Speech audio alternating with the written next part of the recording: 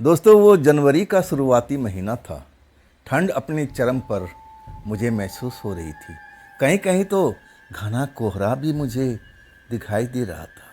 दोस्तों, मेरा नाम है विनोद कुमार। मैं प्रयागराज जिला का रहने वाला। मैं ऑटो रिक्शा चलाने का काम करता हूँ। मेरी उम्र उस टाइम लगभग 26 साल की थी। घर की सारी जिम्मेदारी मेरे कंधों पर थी और मैं अपनी जिम्मेदारी को बखूबी निभा रहा था ऑटो रिक्शा चला करके। लेकिन जब जनवरी दिसंबर ये जो महीना होता है, हम लोग की कमाई मारी जाती है। ठंड की वजह से ज़्यादातर सवारी हमारे खुले ऑटो रिक्शा में बैठना पसंद नहीं करती। ठंड का असर जो होता है, ठंडी ठंडी बर्फीली हवा चलती हुई अब महसूस होती है। उस टाइम में हमारा जो कमाई है आधी रह जाती है। मैं उन दिनों, अब मैं बताऊं ना, मेरे साथ में बड़ी समस्या थी पैसे की। मैं पैसे के लिए जूझ रहा था। खैर, पैसा कौड़ी तो हर किसी के इंसान को ज़रूरत पड़ती रहती है। मुझे भी ज़रूरत थी, आपको भी है, हर किसी को पड़ता है। मैं उस घटना का जिक्र करना अब चाह रहा हूँ जो मेरे साथ में शुरुआत हुई थी। मुझे अच्छी तरह से याद था, जब मैं स्टेशन से सवारी लेकर के 11 बजे वाली जो पैसेंजर ट्रेन अब आ जाती थी, इसके बाद कुछ न कुछ सवारी हमें मिल जाया करती थी जो ठीक ठाक पैसे दे देती थी। मैं उसी का इंतज़ार में था। ट्रेन भी आई और सवारी भी मिल गई। लेकिन मैं सवारी चाहता था कि मेरे इलाके की मिले। मैं अपने इलाके में जाना चाहता था। दिन भर के काम की थकावट से मैं बहुत ज़्यादा हरासमेंट हुआ पड़ा था। अब एक कदम चलने का मन नहीं कर रहा था, ऑटो रिक्शा चलाने का मन नहीं कर रहा था। बस ऐसा लग रहा था कि चलो घर पर चला जाए और रज़ाई के अंदर आराम से नींद अपनी पूरी किया जाए। लेकिन पैसे की लालच थी ना, दिन भर तो कमाई नहीं हुई थी। मैं सोचा कि एक अच्छी सवारी मिल जाए, रात में ऐसे पैसे मिल जाते थे। मैं लालच कर बैठा था। सवारी दूसरे इलाके की थी। मैं लालच में आकर के सवारी बिठा लिया। मैं सवारी छोड़ भी दिया और जब उधर से वापस आ रहा था तो सड़कें तो ऐसे ही सुनसान थी। वहाँ पर धुंध का असर भी था। मैं ऑटो रिक्शा संभाल संभाल करके चल रहा था और तभी मेरे सामने से एक लड़की आती हुई तेज़ी से दिखाई देती है, जैसे उसका कोई पीछा कर रहा हो। बार बार पीछे मुड़ कर देख रही थी और भागती हुई। अगर मैं उसको सचेत नहीं करता, रिक्शा का हॉर्न नहीं बचाता, तो शायद वो रिक्शा से मेरी टकरा जाती। जैसे ही उसको रिक्शा नज़र आता है, वो मेरी पिछली सीट पर आकर के बैठ जाती है। कहती है, ड्राइवर साहब जल्दी से चलो, जल्दी से चलो, यहाँ से निकल लो, ड्राइवर साहब जल्दी से चलो। वो नौजवान लड़की खूबसूरत देखने में लग रही थी।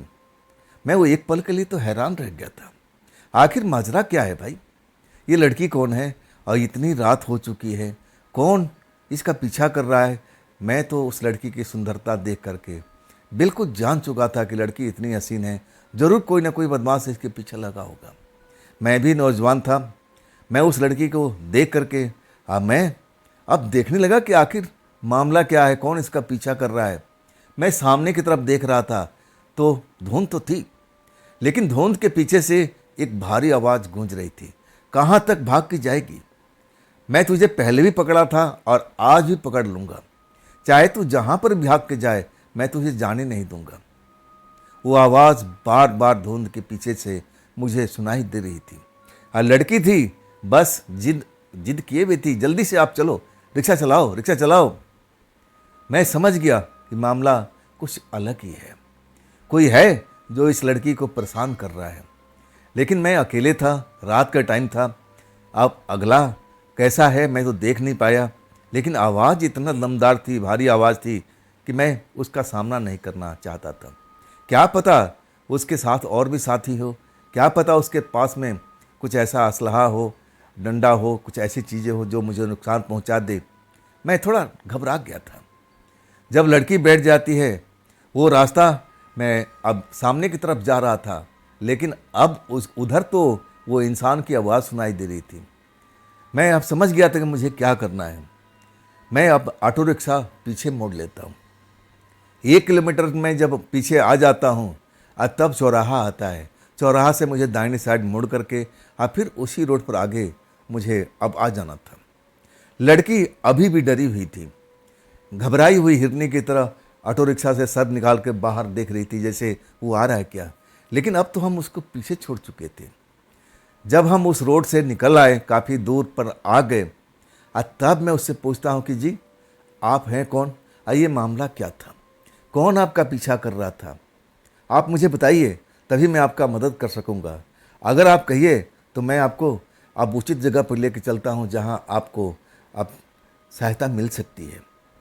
लड़की समझ गई कि शायद मैं उसको पुलिस चौकी या ऐसा कुछ जगह पर ले जाना चाहता हूँ। तब कहती नहीं नहीं, मुझे वहाँ पर सहायता नहीं मिलेगी, मुझे वहाँ सहायता नहीं मिलेगी। आप मुझे कहीं और लेके चलिए, मुझे और कहीं लेके चलिए। आप पैसे की चिंता मत कीजिए, जो आप मांगेंगे हम देने के लिए तैयार हैं, लेकिन बस इस इलाके से मुझे बाहर लेके चलिए। उस लड़की का दुख भरी बातें सुन कर के मैं भी अब कहूँ ना कि मैं समझ नहीं पा रहा था कि मैं इस लड़की का कैसे मदद करूँगा भाई। चलो मैं मान लेता हूँ कि इस जगह से मैं बाहर भी निकाल दिया, दूसरे इलाके में, अपने इलाके में लेकर चला जाऊँगा, लेकिन इस लड़की का घर कहाँ है। मैं इसको घर पर पहुँचाना चाहता था। मैं धीरे धीरे उसको बात करने में अब लग चुका था। वो घबराई हुई थी, हर बात का जवाब नहीं दे रही थी। लेकिन जब हम उस इलाके से दूर निकल आए थे, मैं अपनी कॉलोनी की तरफ बढ़ रहा था, तब एक जगह पर मैं ऑटो रिक्शा रोक देता हूँ। कहता हूँ मैडम आपका घर कहाँ है, अगर आपको मदद चाहिए तो आपको आपका घर पर ही मिल सकता है, आप सोच लीजिए कि आपको करना क्या है। वो मुझे घूरती रही, कहती रही कि ड्राइवर साहब आप चलो तो सही, आगे तो चलो, मुझे इस इलाके से दूर निकाल दो। मैं कहता हूँ कि देखो मैडम जी, मैं तो 5 किलोमीटर से ऊपर ऑटो रिक्शा चला दिया हूँ, अब वो हमारा पीछा नहीं कर सकता है। लड़की घबराई हुई थी, कह रही थी उसके लिए कोई मायने नहीं रखता 5 किलोमीटर। मैं कह रही हूँ ना, आप इस इलाके से निकल जाओ, जहाँ पर मुझे लगेगा कि हम इस इलाके से बाहर निकल आए, मैं आपको बोल दूँगी, तब हम बात करेंगे, मैं आप अपने बारे में सब कुछ आपको बताऊँगी, लेकिन यहाँ पर रुकना ठीक नहीं है। वो मुझे पकड़ लेगा, अभी भी आ सकता है, वो शक्तिशाली है। मैं उसकी बात सुन रहा था, मुझे समझ में नहीं आ रहा था कि 5 किलोमीटर दूरी, क्या उसके पास में कोई गाड़ी वाड़ी है। मुझे ऐसा ही लगा था लड़की की बात से। मैं भी थोड़ा घबरा गया था, हिम्मत जवाब दे रहा था, हाँ मैं ऑटो रिक्शा आगे निकाल लेता हूँ। अब मैं उस लड़की से बातचीत नहीं कर रहा था, मैं अपने इलाके की तरफ आ गया था जहाँ पर मैं किराए के घर में रहता था। मेरी कॉलोनी अब मुश्किल से 3 किलोमीटर की दूरी पर थी। जब अपने इलाके में आ जाता हूँ, तब मैं देखता हूँ लड़की चैन की सांस ले रही थी, अभी भी पीछे मुड़ के देख रही थी, लेकिन ऐसा लग रहा था कि अब पहले से ज़्यादा सही दिखाई दे रही है, घबराहट उसकी कम हो गई है। तब कहती है ड्राइवर साहब आप पूछना चाहते हो ना, मैं आपको सब कुछ बताने वाली हूँ, आप एक जगह पर ऑटो रिक्शा रोक दीजिए। मैं ऐसा ही किया था, ऑटो रिक्शा रोक दिया था। मैं देखा लड़की के पास में कोई गर्म कपड़ा नहीं था, सर्दी इतनी थी, इतनी बर्फीली हवा चल रही थी, मैं तो स्वेटर, डबल स्वेटर पहन रखा था, तब भी मुझे ठंड का एहसास हो रहा था। लेकिन लड़की एक मामूली सी सलवार सूट में मुझे दिखाई दे रही थी, कोई गर्म कपड़ा उसके पास नहीं था। मेरे पास चादर था, मैं इमरजेंसी के लिए रखता था। मैं तो पहले अपना चादर निकाल कर थैले से देता हूँ कि मैडम जी आप इसको लीजिए, आपको ठंड लग रही होगी। लड़की ना नुकुर नहीं करती है, मेरे से चादर लेके अपने शरीर पर ढक लेती है। फिर मेरी सवाल जवाब शुरू हो जाता है। मैं कहता हूँ कि मैडम जी वो कौन था जो आपको पीछा कर रहा था। तब कहती है एक लंबी कहानी है, फिर मैं कभी बताऊंगी, लेकिन मैं कहाँ पीछे हटने वाला था कि मैडम जी आप बताओगे नहीं तो मैं आपका कैसे मदद कर पाऊँगा। खैर छोड़िए, आप बताना नहीं चाहती हैं, अब मुझे कोई एतराज़ नहीं है, लेकिन ये तो बताइए आपका घर कहाँ पर है, मैं कहाँ आपको छोड़ूँ, किस इलाके में घर है। तब मेरी तरफ देख के कहती है मुझे नहीं मालूम, इस टाइम मुझे कुछ भी मालूम नहीं है कि मेरा घर कहाँ पर है, मेरा दिमाग बिल्कुल काम नहीं कर रहा है। मैं उस लड़की की बात सुन करके हैरान रह गया था, मुझे लगा कि लड़की डरी हुई है तभी ऐसा उसको हो रहा है। मैं कहता हूँ चिंता मत कीजिए, अब हम हमारे इलाके में आ चुकी हैं, यहाँ से मेरी जो कॉलोनी है ना 3 किलोमीटर की दूरी पर है, मैं किराए के घर में रहता हूँ, ये इलाका बिल्कुल शांत है, यहाँ पर ऐसे कुछ बात नहीं है जो पिछले इलाके में थी। मैं बताने लगा कि आप इस इलाके में बिल्कुल सेफ़ हैं, सुरक्षित हैं, डरने की कोई बात नहीं है, आप अपने डर दिमाग से निकाल दीजिए। लेकिन लड़की अभी भी घबराई हुई थी, पहले जितना तो नहीं, लेकिन फिर भी थी। मैं उससे सवाल पर सवाल कर रहा था, लेकिन हर सवाल को टाल दे रही थी। आखिरकार मैं कहने लगा कि मैडम जी, आपको मैं कहाँ छोड़ूं, किस जगह पर, कहाँ जाना चाहोगे आप इस रात को, आधी रात हो चुकी है। तब छूटते कहती है, अपने घर ले चलो। आपका घर यहीं पर है ना, आप बता रहे हो ना 3 किलोमीटर की दूरी पर है, तो आप मुझे अपने घर में ले चलो। जब मेरा दिमाग काम करना शुरू कर देगा, तब मुझे अपना घर याद आ जाएगा। फिर आप मुझे मेरे घर तक छोड़ देना। आप इतना ही मेहरबानी करो तुम मुझ पर, इतना ही मेहरबानी करो। अभी मुझे कुछ नहीं पता चल रहा है कि मैं कहाँ का रहने वाली हूँ। कुछ भी मेरा दिमाग काम नहीं कर रहा, शून्य की तरह हो गया है। मैं उस लड़की की बात सुन करके हैरान जरूर था, लेकिन मुझे ऐसा लगने लगा कि डर के माहौल में ये लड़की रही है, इसलिए इसका दिमाग सही ठिकाने पर नहीं है, काम नहीं कर रहा है। चलो लेके चलता हूँ। लेकिन जवान लड़की थी, अब रात का टाइम था, अड़ोसी पड़ोसी देख लेंगे तो ना जाने अपने मन में क्या सोचेंगे। मैं उस लड़की से कहता हूँ कि मैडम जी, मैं अकेले रहता हूँ, मेरा कोई परिवार नहीं है, मेरी कोई शादी वादी नहीं हुई, ना मेरी पत्नी है। आप अकेले मेरे साथ में रहना पसंद करोगी रात में? तब कहती है, हाँ हाँ, मैं आपके साथ रह लूँगी, मुझे कोई इतराज़ नहीं है, आप ले चलिए, आप ले चलिए। लड़की बार बार जिद कर रही थी, लेकिन मैं दिन दुनिया देख रहा था। मैं ज़माने को अब समझता था। मुझे लगा कि अगर सुबह तक अगर मेरे घर में ये लड़की रहेगी, अड़ोसी पड़ोसी ज़रूर पता लग जाएगा, तब मेरी इज्जत क्या रहेगी। मैं घबरा रहा था, लेकिन लड़की को छोड़ना भी नहीं चाहता था। लड़की अब एक तरह से मेरी जिम्मेदारी बन गई थी। मैं कहने लगा कि मैडम जी, मैं आपको लेकर चलूँगा, लेकिन बदनामी मुझे बहुत ज़्यादा हो जाएगी। किसको किसको मैं जवाब दूंगा? मैं तो अभी कुंवारा हूँ, शादीशुदा नहीं हूँ, तो मैं किसको किसको बताऊँगा? तब लड़की कहती है, आपको बताना नहीं पड़ेगा, मैं सबको बता दूंगी कि आपने मेरी मदद किया है। आप घबराइए मत, आप घबराइए मत। जैसे मुझे याद आ जाएगा मैं बता दूंगी कि मेरा घर कहाँ है, मेरा परिवार कहाँ है। मैं आपको लेकर चलूँगी अपने परिवार के पास में, लेकिन अभी मेरा दिमाग काम नहीं कर रहा ना।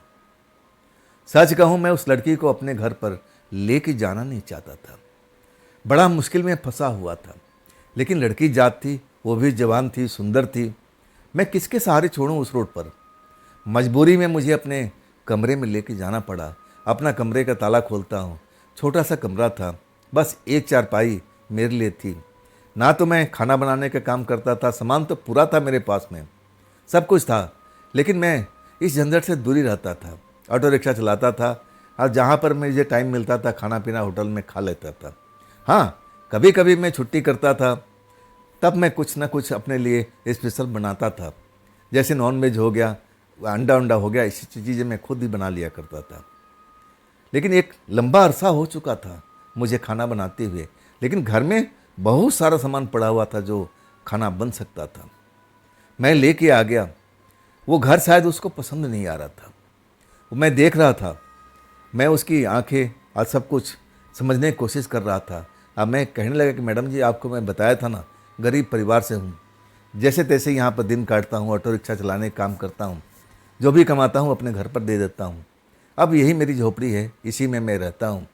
मैं जानता था कि ये घर आपको पसंद नहीं आएगा। तब कहती है, कोई बात नहीं, कोई बात नहीं, मैं इस घर में आराम से रह लूँगी, आप टेंशन मत करो। मैं अब क्या कर सकता था? जो मेरी चारपाई थी, चारपाई मैडम जी को दे दिया। मैं फर्श पर ही अपना बिस्तर लगा लिया। ठंडी का टाइम था, बस एक ही रजाई थी और एक मेरे पास में कंबल था।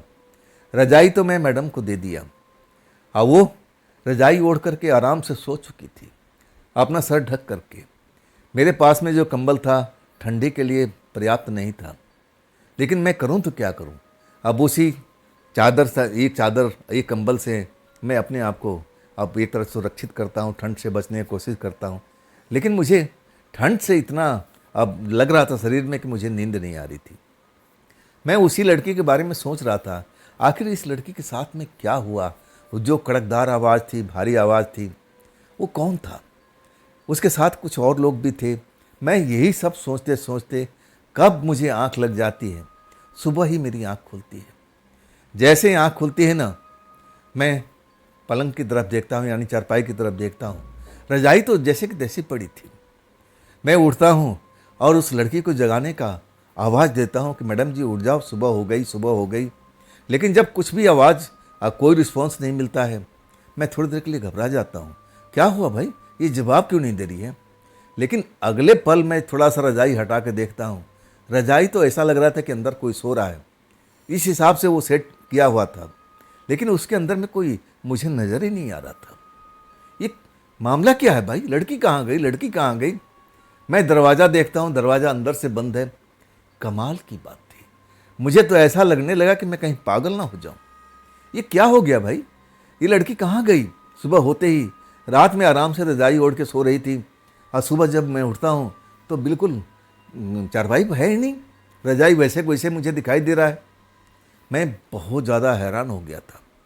मुझे तो अपने आप पर शक होने लगा कि मैं उस लड़की को अपने घर तक ले के आया था, लेकिन मैं ऐसा कोई नशा पानी बिल्कुल नहीं करता था कि मैं मदहोश हो जाऊं, अब मुझे कुछ याद ना आए।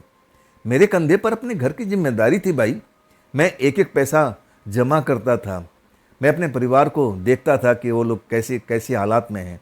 मैं खर्च तो बहुत कुछ कर सकता था अपने ऊपर में, लेकिन मेरी हिम्मत नहीं होती थी। अगर मैं अपने ऊपर में खर्च कर लूँगा तो मेरे परिवार तो भूखा रह जाएगा। यही सोच करके मैं सोच रहा था कि आखिर ये मामला क्या है, लड़की कहाँ गई। अब ना तो मेरे कमरे में कोई बाथरूम था कि चलो बाथरूम में चली गई हो, बाथरूम था तो बाहर था, कॉमन बाथरूम था। मैं दरवाज़ा खोलता हूँ डरते डरते। बाहर में अब सुबह शुरू हो गई, लोग बाग अपना काम की तैयारी पर आने जाने, नहाना धोना सब कुछ शुरू हो चुका था, तैयार हो रहे थे। मैं बाहर देखता हूँ, बाहर में उसका आता पता नहीं था, लेकिन बिना दरवाज़ा खोले कोई कैसे बाहर निकल सकता था? सच कहूँ ना, मुझे एक बुरा सपना जैसा नज़र आ रहा था। मुझे तो लग रहा था कि मैं रात में सोते सोते एक भयानक सपना देखा था। ये सपने का असर है कि मैं ऐसा महसूस हुआ कि उस लड़की को लेके आया हूँ। मैं अपने आप को समझाने की कोशिश करता कि नहीं भाई, ये सपना नहीं है, ये हकीकत था। और मैं सब कुछ मैं जानता था। जिस हालात में उस लड़की को मैं लेके आया था, अब मैं कैसे भूल सकता हूँ? डर गया था। आखिर ये लड़की है क्या भला? मैं अपने दोस्तों से सुना था कि कुछ रास्तों पे चुड़ैल, कुछ ऐसे ही शक्तियाँ घूमती रहती हैं रात के टाइम में, लेकिन ईश्वर की कृपा से अभी तक मैं ऐसी शक्तियों से बिल्कुल आमना सामना नहीं हुआ था। उन लड़कों की कही हुई बातें मेरे ध्यान में आने लगती है। जैसे मैं सोचने लगता हूँ कि मैं घबरा जाता हूँ, कहीं मैं कोई बुरी शक्ति को अपने घर पे तो नहीं लेके आ गया। हाथ पैर कांपने लगते हैं। वैसे भी ठंड थी, और मैं ऊपर ऊपर से उस लड़की के बारे में जो सोचता हूँ, और मेरा जो हिम्मत है ना जवाब दे देता है। लेकिन अब सुबह हो चुकी थी, मुझे अपने काम पर चलना था, लेकिन हिम्मत तो जो थी ना बिल्कुल टूट चुकी थी। मुझे लगने लगा था कि मैं किसी से न किसी से ये बात को करना चाहिए। लेकिन अपने मोहल्ले में मैं ज़्यादातर अब रात में मैं आता था, सुबह जल्दी निकल जाता था। कोई विशेष जान पहचान नहीं थी, मैं किस पर भरोसा कर सकता हूँ? लेकिन स्टेशन के पास में मेरे जैसे ऑटो ड्राइवर थे, मेरे कुछ घनिष्ठ भी थे, जिसके अपनी दिल की बातें मैं बताता था। मुझे लगने लगा कि मुझे स्टेशन चलना चाहिए, वहाँ पर मुझे मेरे दोस्त मिलेंगे। अब मैं अपने दिल की बात सब उनसे शेयर करूँगा, वो मुझे बताएंगे कि मामला क्या है। मैं जल्दीबाजी में तैयार होता हूँ, दरवाज़ा बंद करता हूँ, और फिर अपना ऑटो रिक्शा स्टार्ट करके अब निकल जाता हूँ। रास्ते में एक दो सवारी मिल जाती है, और जब तक मैं स्टेशन पहुँचता हूँ और तब तक हमारे दोस्त, शायद वो सवारी वारी मिल गई होगी, चले गए थे। और लोग थे, लेकिन उनसे विशेष अब मैं जान पहचान रखता नहीं था, ना उनसे कोई अच्छी बातचीत थी। इंतज़ार करने लगा। हालांकि मुझे सवारी मिल रही थी, लेकिन मैं मना कर रहा था। मैं घबराया हुआ था, डरा हुआ था, हिम्मत नहीं कर रही थी। ऐसे हालात में मैं काम करना बिल्कुल नहीं चाहता था। जब तक इस बात का जवाब ना मिल जाए, लेकिन जवाब देगा कौन? जो मुझे ज्ञानी दोस्त थे, जो ऐसी ऐसी बातें बताते थे कि मैं हैरान रह जाता था। वो कहते थे कि फलाना रोड पर रात के टाइम जाने से बचना, और खास करके अकेले तो मत जाना। मैं पूछता था कि उस रोड पर क्या है, उस रोड पर तो मैं ना जाने कितनी बार जा चुका हूँ। तब कहते हैं चलो अच्छा है अभी तक उसका सामना नहीं हुआ तुम्हारा, लेकिन जिस दिन सामना हो गया ना, समझ लो तुम्हारी जान छूट नहीं पाएगी। मैं कहता था ऐसा क्या चीज़ है भाई? तब मुस्कुराते हुए हमारे दोस्त, ज्ञानी दोस्त बताते थे, एक लड़की है जो देखने में बहुत ही खूबसूरत लगती है, लेकिन असली नहीं है। मैं कहने लगा मतलब असली नहीं तो? तब कहते हैं वो घोस्ट है, भूतिया है, भूत है, चुड़ैल का नाम सुना है? चुड़ैल का नाम मैंने सुना था। तब मुझे डर लग गया। वो मुझे शायद डराते रहते थे या सच कहते थे, ये तो नहीं मुझे पता। अब उन्हीं ज्ञानी दोस्तों को मैं इंतज़ार कर रहा था कि कब आएंगे भाई, कब आएंगे, कब अपने दिल की बात कहूँगा, कुछ न कुछ समस्या का समाधान जरूर करेंगे। आखिरकार पूरे 2 घंटे इंतज़ार के बाद वो ज्ञानी दोस्त आ जाता है। मुझे देख कर चहकते हुए मेरे पास में आ जाता है। और दोस्त कहाँ थे? सुबह मैं तुम्हारा इंतज़ार कर रहा था। मेरे चेहरे पर तो 12 बजा हुआ था। वो मेरे चेहरे देख कर के समझ गया था। कहने लगा, विनोद बात क्या है भाई? तेरे चेहरे पर आज 12 बज रहे हैं, क्या समस्या है? पैसे वैसे की दिक्कत है तो ले ले मेरे से, जब तेरे पास आए तो दे देना, घर भेजना पैसे। अब मैं कहता हूँ भाई अभी पिछला तो तुम्हारा दिया नहीं तो मैं अब फिर तुमसे कर्जा ले लूँ, वो बात नहीं है। तब कहने लगे, बात क्या है? बात क्या, किसी से लड़ाई झगड़ा हुआ है? अब नाम बता, हम चलेंगे साथ में, हमारे बहुत सारे दोस्त हैं, तो चिंता मत कर। मैं कहने लगा, भाई वो भी बात नहीं है। मेरे पर झुंझला गया, कहने लगा ये भी बात नहीं है, वो भी बात नहीं, तो बात क्या है? तेरा चेहरा उदासी में क्यों है भाई? मैं कहने लगा, भाई थोड़ा अकेले में चलते हैं, देखो यहाँ अगल बगल में अब है ड्राइवर लोग। ये बात मैं किसी के सामने अब बताना नहीं चाहता था। शायद वो मेरी बात को समझ गया था। अब मेरा हाथ पकड़ता है, कहता है चल चल। वो अकेले में लेके आता है। एक पत्थर पर हम दोनों बैठ जाते हैं। तब कहता है, लड़की का मामला है, कैसी है, मुझसे ज़रूर मिलवाना। बिना मैं जब तक देखूंगा नहीं तब तक अब शादी को सोचना भी मत, ना प्यार का सोचना। मैं धीमे से मुस्कुराता हूँ, कहता हूँ नहीं भाई ऐसा कोई बात नहीं है, ऐसा कोई बात होता तो मैं आपको ज़रूर बताता। तब वो नाराज़ हो जाता है। कहता है फिर ये भी बात नहीं, वो भी बात नहीं, तो बात क्या है? मैं कहने लगा, भाई आप एक रात को बता रहे थे ना कि फलाने रोड पर मत जाना, वहाँ पर एक सुंदर सी महिला घूमती हुई नज़र आती है, लेकिन असली नहीं है, वो कोई भूतिया है, चुड़ैल जैसी है। वो जो मेरे ज्ञानी दोस्त है मेरी तरफ आंखें फाड़ फाड़ कर देखने लगा। कहने लगा, तेरे को मिली है क्या, मिली है क्या? मैं कहने लगा, हाँ भाई मिली है, मेरी ऑटो रिक्शा में बैठी है, पूरी कहानी बता देता हूँ मैं, घर तक उसको जो भी हुआ था कहानी सब कुछ बता देता हूँ। एकदम उसका चेहरा देखने लायक था, वो डरा हुआ दिख रहा था। कहने लगा, फिर क्या हुआ, फिर क्या हुआ? मैं कहने लगा, कुछ नहीं हुआ। वो जब मैं सुबह उठता हूँ तो रजाई तो ऐसे के ऐसे थी कि जैसे उसके अंदर में सो रही हो। देखने से मुझे ऐसा ही महसूस हो रहा था, लेकिन मैं जब आवाज़ देता हूँ तो सुगबुगाती नहीं, कोई रिस्पॉन्स नहीं करती है। तो मैं थोड़ा सा रजाई हटा के देखता हूँ तो रजाई के अंदर में कोई था ही नहीं। बस यही बात है भाई। क्या वो वही लड़की है जिसके बारे में आप मुझे बता रहे हो? अब मेरा ज्ञानी दोस्त था ना, वो डरा हुआ था, मेरी तरफ देख रहा था, जैसे मेरी बात पर यकीन नहीं कर रहा हो, ना विश्वास कर रहा हो।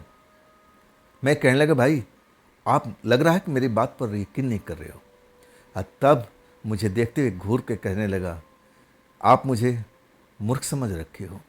अगर वो लड़की तुम्हारी ऑटो रिक्शा में सवारी कर लेती ना, तुम बतियाने के लिए मेरे पास में यहाँ खड़ा नहीं होते। मैं कैसे मान लूँ कि वही लड़की है? आज तक जो भी वो लड़की किसी ऑटो रिक्शा में कोई साधन में बैठी है, वो जो भी नौजवान हो, वो बात करने लायक नहीं बचा है। उसके साथ में कुछ ना कुछ ऐसा हादसा हो जाता है, लेकिन तुम तो सही सलामत हो। मैं कैसे मान लूँ कि तुम्हारे साथ वही लड़की बैठी है? ना ना ना ना ना ना, मजाक कर रहे हो, मजाक कर रहे हो मेरे साथ में। अब मैं समझाने की कोशिश करने लगा कि अरे भाई नहीं नहीं, जैसा आपने बताया था, जैसा हुलिया बताया था, वैसी लड़की थी।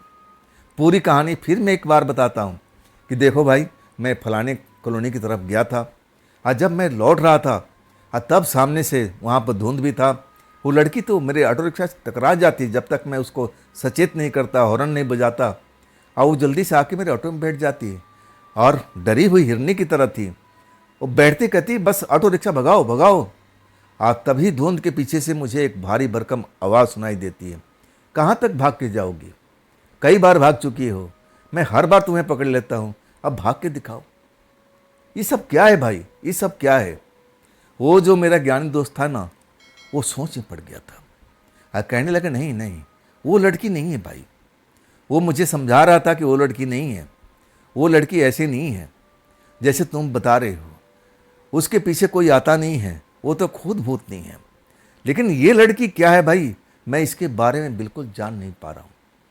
मैं आपका कोई मदद नहीं कर पाऊँगा। जब मेरा ज्ञानी दोस्त अब बिल्कुल निराशा में डूब जाता है, कहता है मैं आपका कोई मदद नहीं कर पाऊँगा, ये क्या बला थी, मुझे कुछ नहीं मालूम। मैं और डर जाता हूँ, घबरा जाता हूँ। कहता हूँ भाई, बड़ी उम्मीद से आपके पास में आया था, मैं क्या करूँ, मुझे तो डर लग रहा है। मुझे तो लग रहा है कि फिर कहीं वो मुझसे टकरा जाएगी। वो कोई भूत प्रेत थी भाई, तभी तो मेरे घर में कुंडी बंद है, अंदर से दरवाज़ा बंद है, और सुबह होते ही गायब हो जाती है। तो इसका मतलब वो भूत ही तो है। बात में मेरे दम था, और वो मेरी बात पर यकीन भी करने लगा था। कहने लगा भाई, वो लड़की जो मैं आपको बताया था वो तो हो ही नहीं सकती। वो इतना किसी का मौका नहीं देती है जितना ये लड़की तुम्हें दिया था। ये तुम्हारे ऑटो रिक्शा में सवारी करके इतने किलोमीटर का सफ़र करके तुम्हारे घर पर गई, वो कहीं आती जाती नहीं है। वो तो बस वहीं पर जहाँ तुम उसको बिठाओगे अपने ऑटो रिक्शा में, अपना खेल शुरू कर देती है। वो लड़की नहीं है, ये मामला अलग है। मुझे थोड़ा सा वक्त दो, और तब मैं अपने दोस्त से जाके बात करता हूँ जो एक तंत्र मंत्र का जानकार है। अब फिर मैं तुम्हें कोई ना कोई समाधान बताऊंगा, लेकिन अभी नहीं। अभी मेरे पास में कोई इसका समाधान नहीं है। वो ले दे के उसका कहने का मतलब ये है। मैं निराशा में और डूब चुका था। मुझे लगने लगा कि इसी दोस्त पर मुझे यकीन था, विश्वास था, ये कोई ना कोई मेरा मदद करेगा। लेकिन ये कहने लगा कि अब मुझे मौका दो, मैं अपने दोस्त से, मित्र से बात कर लूँगा जो तंत्र मंत्र का काम करता है, जानकार है, और तब मैं कोई ना कोई समाधान दूंगा। अगर वो मुझे बुलाने को बोलेगा तो मैं तुम्हें लेके चलूँगा, आमने सामने बात हो जाएगी। लेकिन अब टाइम लगेगा। जो कह रहा था कि इसमें टाइम लगना है, मैं अब निराशा से भर चुका था। सवारी तो मिल रही थी। अब मेरा दोस्त कह रहा था तू निराश मत हो, अपना काम कर, हाँ रात को अपने घर पर पहुंच जाना। जैसे घर का नाम लेता है तो मेरा रोम रोम कांप जाता है। क्या पता मैं घर जाऊं और फिर वो लड़की मेरे घर पर इंतज़ार कर रही हो। अब तो मैं उसको जान चुका हूँ, वो कोई इंसानी जीव तो है नहीं, वो तो कोई ऐसी जीव है जो भूतिया हो सकती है, कुछ और हो सकती है, लेकिन इंसान तो हो ही नहीं सकती है। मैं डर गया था, मुझे समझ में नहीं आ रहा था। लेकिन सवारी अब मुझे मिल जाती है। वही दोस्त मुझे कहता है कि जा सवारी लेके जा, ऐसा बैठने से काम नहीं चलेगा, तुझे घर पर तो पैसा भेजना है, अगर कमाएगा नहीं तो घर पर कैसे भेजेगा। बात में उसका दम था। इसके बाद सवारी लेके चल देता हूँ। और देखो किस्मत, जो पिछले महीने से और दिसंबर का महीना स्टार्ट होते, सर्दी स्टार्ट होते, जो कमाई कम हो जाती थी, आज जैसे ही मैं अब एक तरह से स्टार्ट करता हूँ और जहाँ सवारी को छोड़ता हूँ दूसरी सवारी मुझे तैयार मिलती है। ये सिलसिला एकदम शुरू हो चुका था। शाम होते होते मैं तो कल्पना भी नहीं किया था कि आज मैं इतना पैसा कमा पाऊँगा। मैं जब पैसा गिनता हूँ तो मुझे लगता है कि मैं 5 दिन का कमाई आज एक ही दिन में कर लिया हूँ। मैं तो अंदर से बड़ा खुश था कि चलो मेरी कमाई तो अच्छी हुई है। लेकिन अगले पल मैं सोचता हूँ कि घर चलूँ, और तभी घर का सीन याद आ जाता है। उस लड़की का चेहरा मेरे आँख के आगे नाचने लगता है। उसका मुस्कुराता हुआ चेहरा ऐसा लगने लगता है कि सही में वो कोई चुड़ैल है। लेकिन अब मैं करूँ तो क्या करूँ। आखिरकार अब मुझे कोई रास्ता नहीं सूझता है तो मैं अपने कॉलोनी की तरफ चल देता हूँ। घर पहुँचता हूँ। आज मैं पहली बार जल्दी घर पर आया था। रात के 9 बज रहे थे। हमारे आसपास के लोग जो कामगार थे अपने अपने काम से लौट आए थे, अपने घर में आराम कर रहे थे। सर्दी का टाइम था, कौन किसको झांकता है, कौन किसी को परवाह है। दरवाज़ा बंद किए हुए, अब सर्दी का टाइम, अपना रजाई के अंदर घुसे हुए। मैं भी आता हूँ, कमरे का दरवाज़ा खोलता हूँ और मैं देखता हूँ उस रजाई को हमने अभी तक अब उस खाट से हटाया नहीं था। रात के 9 बज रहा था। आज जैसे ही मैं रजाई की तरफ देखता हूँ तो रजाई हिलती डुलती महसूस होने लगती है। जैसे ही रजाई हिलती डुलती महसूस हुई है ना, मेरे तो प्राण जैसे निकलने पर आ चुके थे। मैं भौचक्का रख गया था, आधा सांस ऊपर आधा सांस नीचे। दरवाज़ा तो मैं कुंडी बंद कर दिया था। अब मैं जैसे भागने को होता हूँ ना, तभी ऐसा लगता है कि जैसे मेरे पैर कहीं जाम हो गए हैं। ये घबराहट का असर था या ना जाने क्या था। रजाई के कोना हटता है, उसी लड़की का मुस्कुराता हुआ चेहरा मुझे दिखाई देता है। कहती है, आप आ गए, आप आ गए। मैं आप ही का इंतज़ार कर रही थी। मुझे भूख लगी है, मुझे कुछ खाने को चाहिए। इस घर में तो ऐसा कुछ नहीं है कि मैं खा सकूं। मैं बहुत भूखी हूँ, मुझे खाना चाहिए, मुझे खाना चाहिए। सच कहूँ ना कि मेरे तो प्राण सूखे हुए थे। मैं उस लड़की को देख रहा था, उसी रजाई में जो रात को मैंने रजाई दी थी, उसी के अंदर में अभी चारपाई पर वैसे के वैसे लेटी हुई थी, जिस हालात में छोड़ करके मैं उस घर से निकला था, और उसी में वो मुझे दिखाई दे रही थी। मेरी तो हालत ख़राब थी।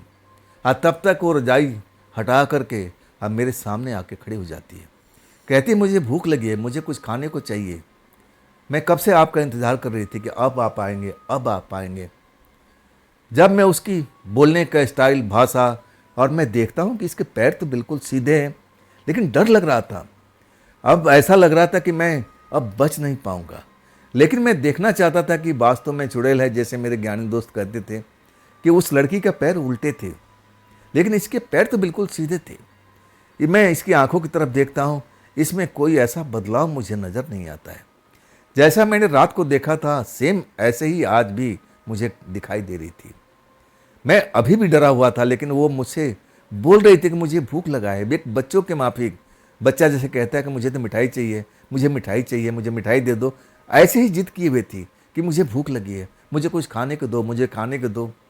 इधर मेरे प्राण सूख रहे थे, कहीं ये मुझे ना खा जाए, मुझे ना खा जाए, ऐसा मुझे लग रहा था। तभी कहती, मैं आपसे बोल रही हूँ ना, आपके घर में कुछ खाने को है ही नहीं है, मुझे भूख लगी है, कुछ तो मेरे लिए लेके आओ, मेरे लिए लेके ले आओ। मैं सांसें रोक करके उसकी बात सुनता हूँ। मेरे जो पैर थे ना, जवाब दे रहे थे। ऐसा लगा कि मैं कहीं ज़मीन पर न गिर जाऊँ। मैं बड़ी मुश्किल से अपने आप को संभालता हूँ और कहता हूँ कि मैं सुबह में जब आपको उठा रहा था, तब तो आप इस रज़ाई में नहीं थी। कहने लगी, अरे मैं तो इसी में थी, आपने सही ढंग से देखा नहीं होगा, मैं तो रज़ाई से बाहर ही नहीं निकली थी। हाँ, आप शायद चले गए थे तो मैं भूखी थी, तो मैं उठी थी, तब तक आप नहीं थे। आप बाहर से दरवाज़ा भी बंद कर गए थे, तो मैं कैसे बाहर निकलती। मैं भूखी हूँ, मुझे बहुत भूख लगी हुई है, मुझे कुछ खाने को दीजिए। मैं अभी फर्क बिल्कुल कर रहा था कि चुड़ैल है या इंसान है, लेकिन ये चुड़ैल जैसी लग नहीं रही थी। जैसे मेरे ज्ञानी दोस्त बता रहे थे कि चुड़ैल का अब अलग अलग उसका दिखाई देता है, जैसे पैर उसके सीधे नहीं होते, उल्टे होते हैं, आंखें सुर्ख रंग की होती है, बाल बिखरे होते हैं, और उसमें गंदगी से भरी होती है। ना जाने क्या क्या बताए थे। मैं वही चीज़ उस लड़की में देखना चाह रहा था, लेकिन ऐसा मुझे कुछ नज़र नहीं आया। बिल्कुल इंसान की तरह दिख रही थी। मैं डरा हुआ था, हाथ पैर कांप रहा था। तब कहती, आप मुझसे डरे हुए हो क्या? आप मुझसे डरे हुए? आप डरिए मत, मैं आपका कोई नुकसान नहीं पहुंचाने वाली। मैं तो खुद परेशान हूँ, मैं तो खुद परेशान हूँ। अगर मेरे घर का पता चल जाए, मेरे परिवार को पता चल जाए, तो मैं अपने घर पर चली जाऊँगी। लेकिन अभी भी मेरा दिमाग काम नहीं कर रहा है, अभी भी मेरा दिमाग नहीं काम कर रहा है। सच कहूँ ना, उस पर मुझे दया भी आने लगी थी। मुझे लगा कि मैं सुबह में सही ढंग से देखा नहीं था।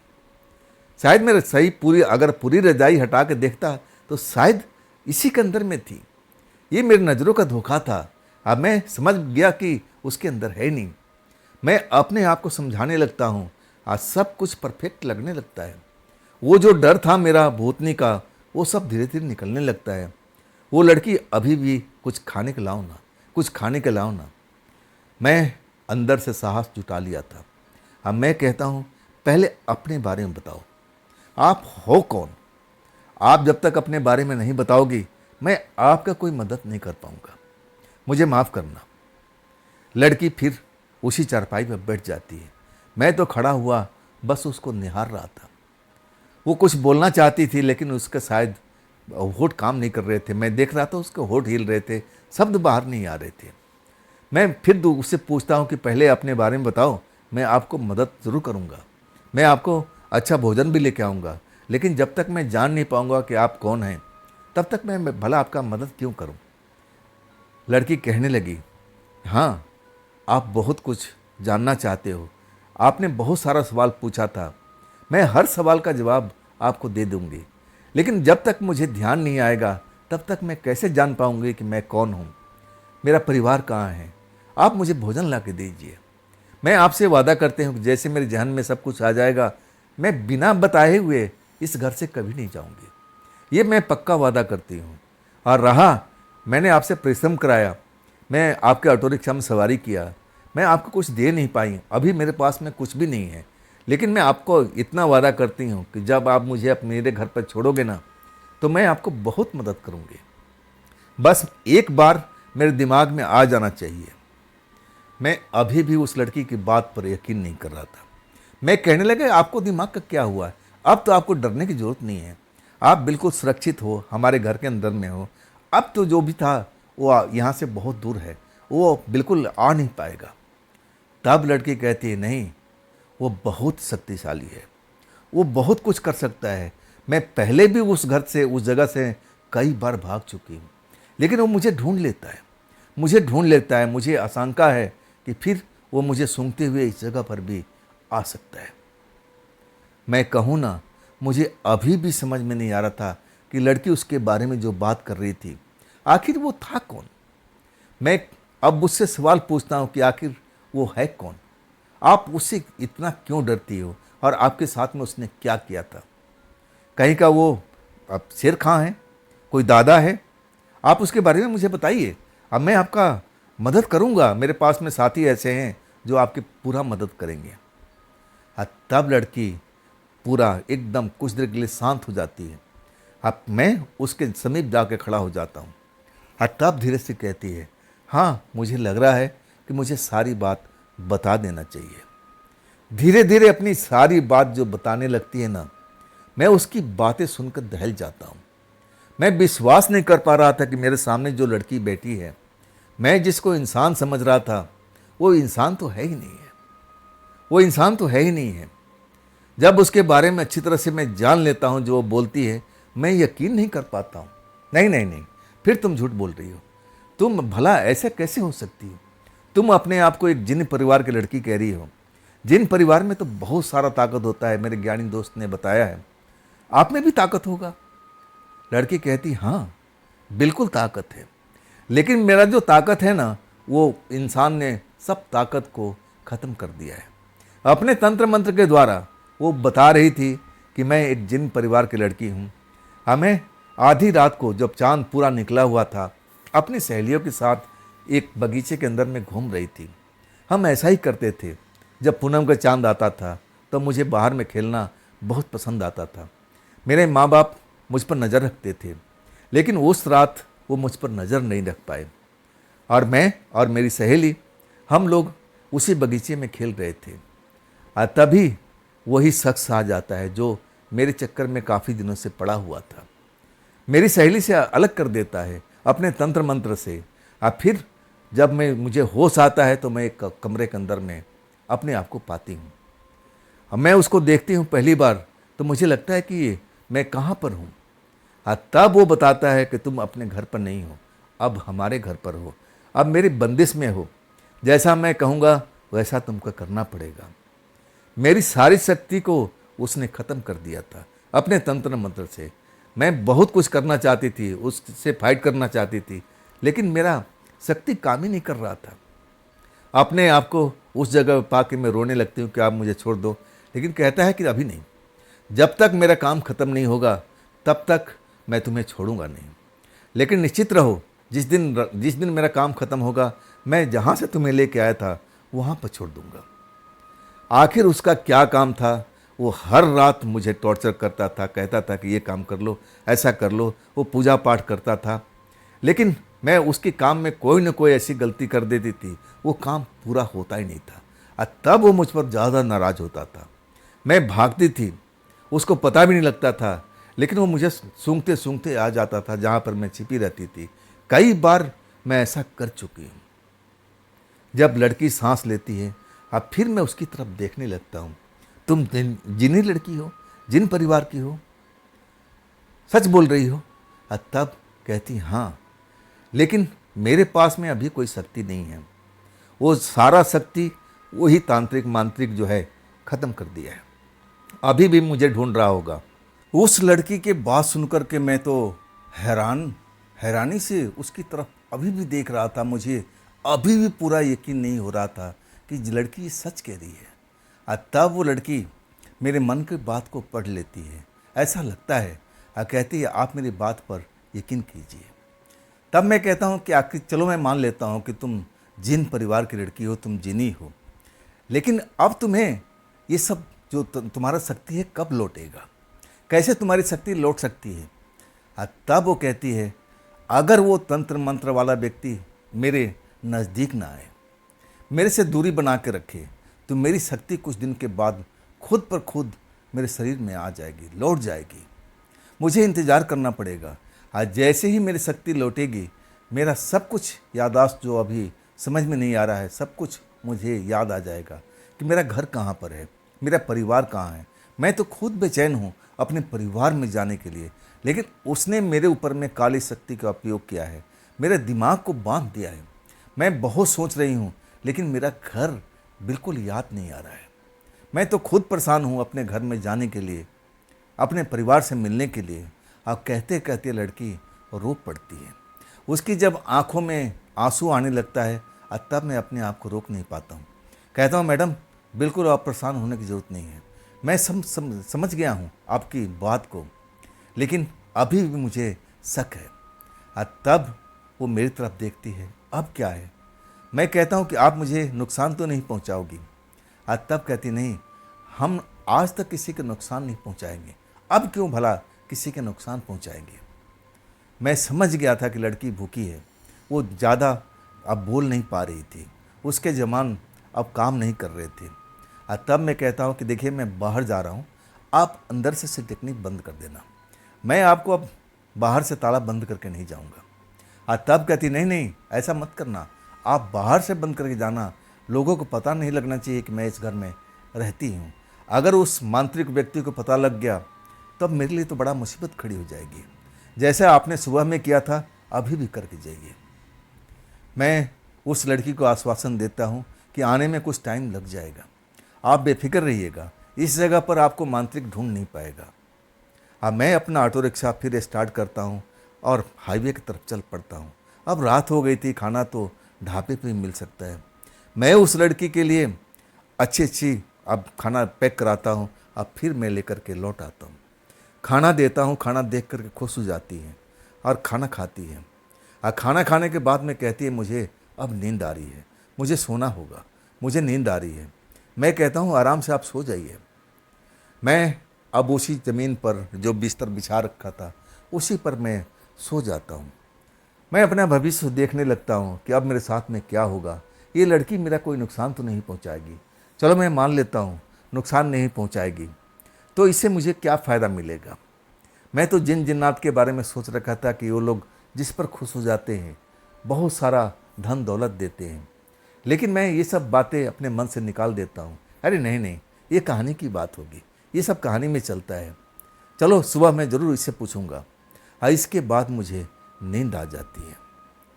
जब सुबह उठता हूँ तो रजाई उसी हालत में, मैं आवाज़ देता हूँ आप ठीक हो ना, आप ठीक हो ना, लेकिन जब कुछ हलचल नहीं होता है ना तो मन में शंका फिर हो जाता है।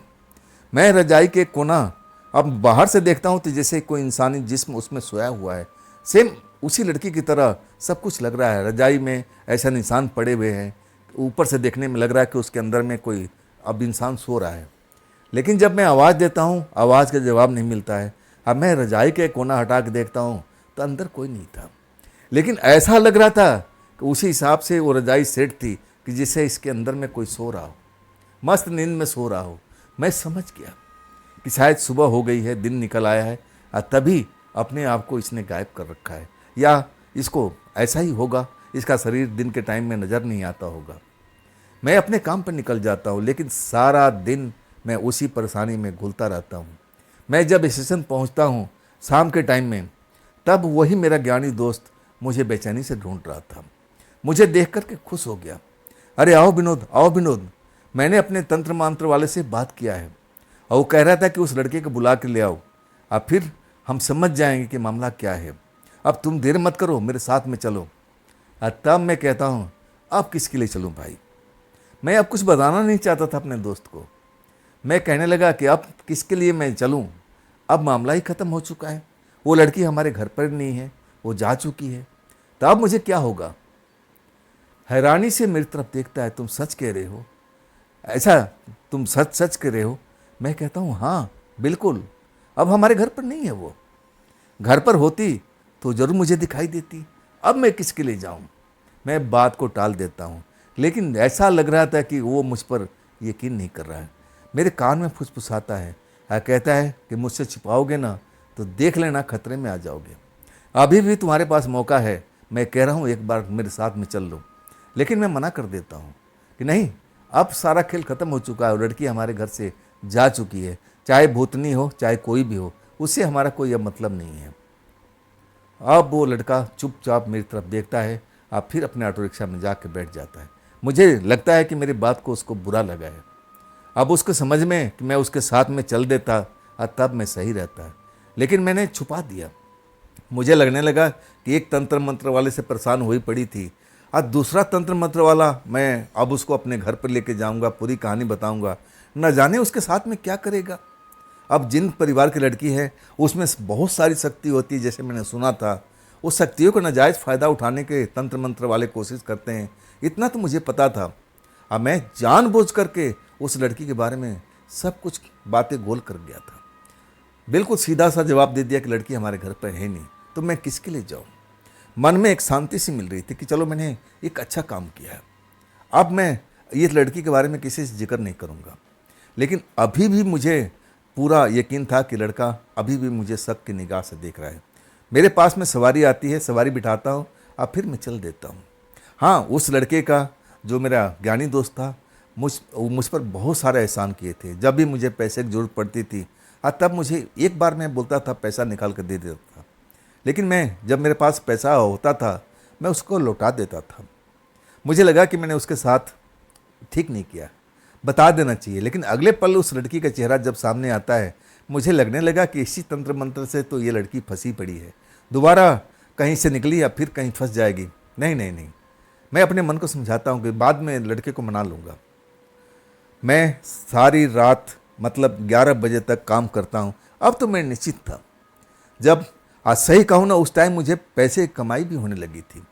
ठंडी में कमाई मेरी आधी हो जाती थी, लेकिन जब से वो लड़की मेरे घर में रहने लगी थी, सवारी पर सवारी मिलती थी, अच्छी कमाई हो जाती थी। आखिरकार 11 बजे रात को मैं ढाबा पर खाना उसको पैक करा करके तब मैं चलता हूँ, ताला खोलता हूँ, और जैसे ताला खोलता हूँ वो उसी खाट पर बैठी हुई रजाई ओढ़े हुए अब जैसे मेरी बाट देख रही थी। खाना लाए हो? अब मैं कहता हूँ हाँ खाना लेके आया हूँ, और ये रहा तुम्हारा खाना, अब जल्दी से आप खाना खा लो, आप भूखी होंगी। वो खाने पर टूट पड़ती है। इसके बाद मैं उससे कुछ और भी बातें पूछता हूँ, और वो हर बात का सच्ची जवाब देती है। मैं पूछता हूँ कि मैंने सुना था कि आप जिन परिवार के लोग किसी पर मेहरबानी होते हो तो बहुत सारा उसको धन दौलत दे देते हो। लड़की मेरी तरफ आश्चर्य से देखने लगी और कहने लगी मेरे पास में तो ऐसा कुछ है ही नहीं, मेरे पास में तो ऐसा कुछ है नहीं, शायद मेरे पापा के पास में, मेरे परिवार के पास में होगा। वो भी बात एक तरह से मेरे लिए अब झूठ साबित हुई। मुझे लगने लगा कि जितनी अफवाहें फैलाई हुई जिनके बारे में, सब सही नहीं होगी। मैं अपने काम में लग जाता हूँ। अब तो क्या था, अब तो सोना ही था। लड़की फिर उसी रजाई में अब जा कर के लेट जाती है। कुछ देर तक हम उससे बात करते हैं, अब फिर वो भी सो जाती है तो मैं भी अपना नींद में चला जाता हूँ। सुबह वही मेरे घर पर वो लड़की 8 दिन तक रहती है। जब 8वीं रात में खाना वाना लेके आता हूँ तब वो लड़की खुश नज़र आती है। उसका खुशी का राज पूछता हूँ, तब कहती है चहकते हुए, मुझे अब याद आ गया है, मेरी शक्ति वापस आ गई है। मैं कहती थी ना कि मेरी शक्ति लौटेगी तो मुझे सब कुछ याद आ जाएगा। अब तंत्र मंत्र का असर अपने आप निकल चुका है। मुझे पता है कि मेरा घर कहाँ है, मेरे परिवार वाले मेरा इंतज़ार कर रहे हैं, वो भी परेशान होंगे। तो क्या आप मुझे अब इसी टाइम मेरे घर पर लेके चलोगे? मैं बहुत खुश था कि चलो कम से कम इसकी याददाश्त तो लौटी, अब इसकी शक्ति तो लौट आई। अब मैं कहता हूँ तुम्हारी घर कहाँ पर है, कितना दूर है यहाँ से? वो हिसाब लगाते हुए कहने लगी कि कम से कम शायद 1-1.5 घंटा लगेगा, मैं पक्की नहीं बोल सकती, लेकिन चलना पड़ेगा। क्या आप मेरी मदद करोगे ना, मुझे छोड़ने चलोगे ना? तब मैं कहता हूँ कि हाँ मैं बिल्कुल चलूँगा, पहले आप भोजन करो, भरपेट भोजन करो, इसके बाद थोड़ी रात होने दो। मैं नहीं चाहता कि गली मोहल्ले में आपको कोई देखे। शायद वो बात को समझ गई थी। कहने लगी, फिर आधी रात को चलते हैं यहाँ से। मैं कहता हूँ, बिल्कुल सही टाइम आपने चुना है। अब हम दोनों कुछ देर तक बातें करते रहते हैं। उसकी बातों में बहुत मिठास थी। मुझे अच्छा नहीं लग रहा था। वो काफ़ी दिन तक हमारे साथ गुजारी थी, एक संबंध सा बन गया था अब दोस्ती का। मेरे मन में अब अलग अलग सा ख्याल आ रहा था कि अभी इसको याद आना था। कुछ दिन मेरे घर पर रुक जाती, घर में रौनक रहता था, मैं इसके लिए खाने ले आता था। मैं अपने बारे में खुदगर्ज होकर सोचने लगा था। लेकिन अगले पल जब उसकी बातें सोचता हूँ कि देखो, ये भी किसी परिवार की बेटी है, इसके माता पिता कितना परेशान होंगे और ये खुद लड़की कितनी परेशान है, इसको अपने घर तक जाना ही चाहिए। आखिरकार जब आधी रात होता है तब हम दोनों घर से निकल पड़ते हैं। ऑटो रिक्शा में पिछली सीट पर बैठ जाती है। अब मैं उससे पूछता हूँ कि अब बताओ मेन रोड पर चल करके कि किधर जाना है। वो कुछ देर तक अपने आंखें बंद करती है, कहती है फिर इधर चलो। उसकी बताए रास्ते पर हम रात को भटकने लगते हैं। लेकिन जब उस जगह पर पहुँचते हैं, कहती कि नहीं हम गलत दिशा में आ गए। अभी लग रहा है कि मेरी शक्ति सही ढंग से काम नहीं कर रही है, लेकिन चिंता मत करो। मैं घबरा गया था। मैं अब एक तरह से डर गया था कि शक्ति इसका काम क्यों नहीं कर रही है, इसका घर का आता पता क्यों नहीं मालूम चल रहा है। तब कहती है आप चिंता मत करो, ऐसा होता है, कई बार ऐसा हो जाता है जब हमारी शक्ति काम नहीं करती है तो ऐसा ही हम परेशान हो जाते हैं। वो मुझे कहूँ ना कि कई रोड पर लेके जाती है, कई बाग में लेके जाती है जहाँ पर बाग था। हम उस जगह पहुँचते हैं, वहाँ पहुँच के कहती कि नहीं नहीं ये नहीं है, ये इलाका मेरा जाना पहचाना नहीं लग रहा है, हम गलत जगह पर आ गए। फिर दूसरे इलाके में जाते हैं। सुबह के 2 बजे तक हम उसको लेके घूमते रहे थे। आखिरकार एक जगह पर जब मैं उसको पहुंचाता हूं उसके बताए हुए रास्ते पर, तब वो चखने लगती है। हाँ हाँ यही है बगीचा जहाँ पर हम उस रात पूनम की रात को खेल रहे थे मेरी सहेली के साथ में। अब मुझे याद आ गया है, यही है। आपका बहुत बहुत धन्यवाद। वो ऑटो में रोकता हूँ और वो ना हाय ना बाय ना कुछ करती है, सीधा भागती है। मैं उसको भागते देखता हूँ। अब मन में तरह तरह का अब थोड़ा सवाल भी उठता है कि देखो, अब ये मेरे घर पे इतने दिन मेहमान बन के रही, खाना खाया, सब कुछ मैं इसके लिए किया, लेकिन जाते टाइम इतनी जल्दीबाजी में भागी कि एक बार कम से कम हाय तो बोल देती, नमस्ते तो बोल देती, चलो फिर हम कभी मिलेंगे, इतना भी नहीं, मुस्कुरा के तो विदा कर देती कि मैं अपने घर पर पहुंच गई। मुझे इसी बात का तकलीफ था। मैं थोड़ा गमगीन हो गया था। मैं उस लड़की को जाते हुए देख रहा था, दिल में एक अलग सी हलचल हो रही थी। उसको जाता हुआ देख में दिल में कुछ हो रहा था। मुझे लग रहा था कि कुछ न कुछ मेरे दिल में चल रहा है। उस लड़की के प्रति मुझे प्यार महसूस होने लगा था उस आखिरी लम्हों में। लेकिन अब तो उसको सब कुछ याद आ गया था। अब अपने परिवार के पास वो चली गई थी। मैं अभी ऑटो स्टार्ट नहीं किया था, उधर ही देख रहा था जिधर बगीचे के अंदर में लड़की भागती हुई चली गई थी। अब फिर वो गायब हो जाती है। मैं उधर ही देखता रहा। आज जब मुझे लगा कि अब क्या है, अब चलो, अब तो अपने परिवार में पहुंच गई होगी, अपने परिवार में खुश होगी, मुझे भी अपने घर चलना चाहिए। जैसे ही मैं ऑटो रिक्शा स्टार्ट करता हूँ और मोड़ता हूँ, तब देखता हूँ कि 3 लोग खड़े हुए मेरे ऑटो रिक्शा का रास्ता रोक लेते हैं। बड़े बड़े इंसान अब दिख रहे थे। ऐसा इंसान तो मैंने देखा नहीं था। जो बड़े सर वाला था, बड़े बड़े बाल थे, और उसके साथ में एक औरत थी, शायद उसकी पत्नी थी, और तीसरी वही मेरी मित्र थी। तीनों रास्ता रोक लेते हैं। अब मैं तो बस घबरा जाता हूँ कि मैंने क्या गलती कर लिया, अब मुझे जाने देंगे कि नहीं जाने देंगे। मुझे डर लगने लगा था, कहीं मैं इनके बारे में जान लिया है, अब मेरे साथ में कुछ गलत तो नहीं करेंगे। मन में एक हलचल सी हो जाती है। तभी लड़की मुस्कुराते हुए अपने मम्मी पापा से मेरा परिचय कराती है। यही साहब हैं जो मेरी मदद किए थे। अब जो उसकी लड़की की माँ थी वो भी बहुत सुंदर थी। अब मैं देख करके एकदम हैरान था। माँ बेटी में अब जैसे बहुत मामूली फ़र्क था, सुंदरता में, चेहरा में सब मिलता जुलता था। लेकिन उसके जो पिताजी थे ना, कद काठी बहुत लंबा था उनका, बड़ा सा सर था, बड़े बड़े बाल थे, सफ़ेद मुझे दिख रहे थे। तब उसकी माँ मेरे पास में आती है, कहती है आपने मेरी बेटी को इतनी दिन तक अपने घर में रखा, ये एहसान हम कैसे भूल पाएंगे। मैं कहता हूँ, अब मेरे मुंह से शब्द निकल पा रहा है, सही कहूँ ना, मैं कहता हूँ कोई बात नहीं जी, हमारा इंसानों का धर्म है, हम ऐसा ही करते हैं। तब अपनी मुट्ठी खोलती है, कहती है, बेटा ये आपके लिए एक छोटा सा उपहार है, आप इसको रख लो, देखना आपका जीवन में तरक्की ही तरक्की मिलेगा। वो मेरी मुट्ठी में रख देती है। अब फिर वो लोग मुझे विदा करके, आप लड़की मुस्कुराते हुए आज चली जाती है, तीनों लोग।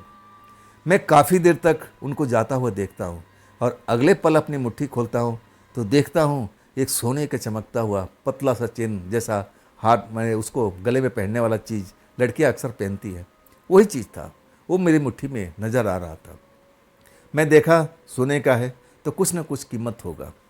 इसके बाद मैं अपने घर पर लौट आता हूँ, लेकिन कई रातों तक मैं कहूँ ना उस लड़की के बारे में सोचता रहता था, मुझके उसके बारे में। और वो जब मैं आता था तो बस यही डिमांड करती थी, खाना लाए हो, भूखी रहती थी। मैं उसको खाते हुए देख करके बड़ा मन में प्रसन्न होता था। लेकिन अब तो चली गई है, लेकिन उसकी यादें मेरे घर में रह गई थी। वो हार, सोने का चेन, अब तो वही थी मेरी आखिरी निशानी थी। लेकिन कहूँ ना, जब से वो मेरे घर में आया, आज सही में हमारा कमाई, पहले तो जब से मेरे घर में रह रही थी कमाई बढ़ चुकी थी, लेकिन जब ये चीज़ आया ना, तब से हमारे घर में मेरे काम में बरकत होने लगी थी।